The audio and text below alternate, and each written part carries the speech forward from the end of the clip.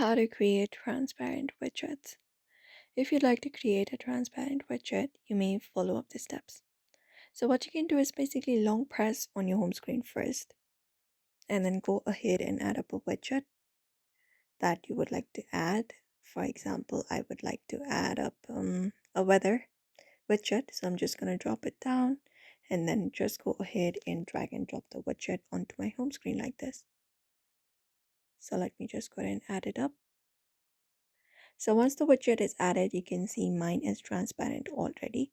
If you'd like to do so too, what you may do is long press on the widget that you would like to make transparent, and then you will be finding a settings option appear on your screen. Tap on it, and from there it will take you to the settings here.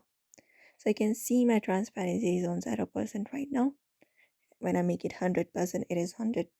It is not transparent at all.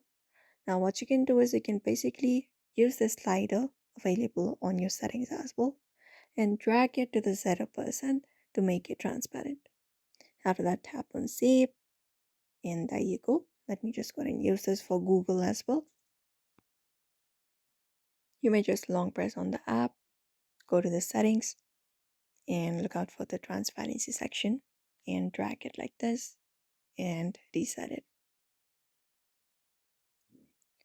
You can drag it like this and you can see the preview. Now tap on reset and head back, and you should be finding the transparency available for the following widget. So you may also go ahead and follow up this process to create a transparent widget for your following app. So I hope this video was helpful. Give it a thumbs up and subscribe for more tips and tutorials.